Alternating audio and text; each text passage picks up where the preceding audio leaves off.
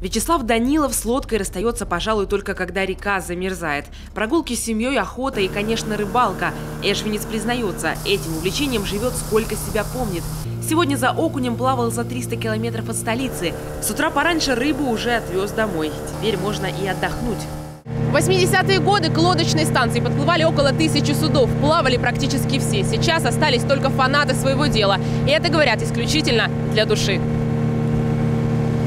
Любимая моторка служит Вячеславу Васильевичу уже 30 лет. И добрую половину времени она стоит на этом самом месте, под номером 32. Если транспорт на лодочной станции, значит в надежных руках, уверен рыболов. Здесь, например, идеальные условия. Пришел, отстегнул, дернул, записался, уехал.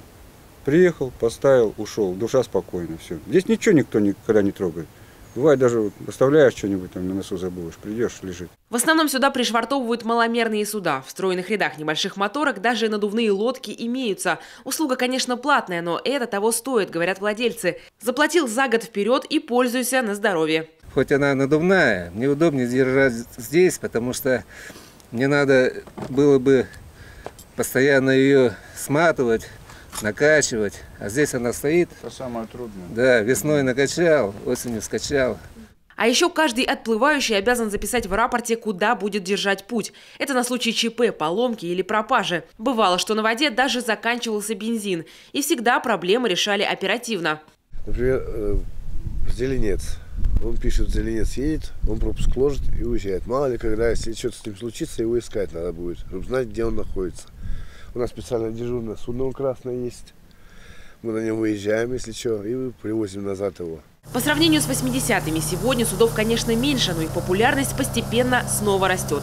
Даже у любителей гидроциклов в нашем северном регионе появился свой клуб. Всего же только в Сыктывкаре наберется около 1000 представителей малогабаритного водного транспорта. Многих из них после закрытия пирса в столице Коми вынуждены парковать на Эшвинской станции. Обратилась инициативная группа, которая изъявила желание, скажем так, сделать лодочную станцию, базу-стоянку маломерных судов. Мы пошли с ними на хорошее такое взаимодействие. Выбили, не выбили, написали заявление, чтобы нам выделили землю в районе местечка Заречье. Администрация города Сыктывкара нам выдала земельный участок на 20 лет. И на сегодняшний день инициативная группа вместе с нами будем организовывать, создавать и со всеми требованиями, делать то, что нужно людям. Лодочники Сыктывкара должны обосноваться в районе Заречья. Им выделили солидный участок, около 5000 квадратных метров. Приобщиться к народной стройке приглашают всех желающих. Это возможность каждому оборудовать место для себя. Тем более, как показывает практика, когда строишь своими руками, всегда получается на совесть. К тому же проект абсолютно некоммерческий. Заплатить придется разве что за подключение электричества. По плану появится новый объект уже в следующем году. Единственное, чего опасаются владельцы, в жаркое лето добраться из Сыктывкара до Эшвы не смогут. Дно углубительные работы сейчас практически не проводят, из-за чего даже те, кто на лодке, нередко садятся на мель. Таисия Жакова, Дмитрий Ведерников, Павел Люлянмин, телеканал Юрган, Эшвинский район.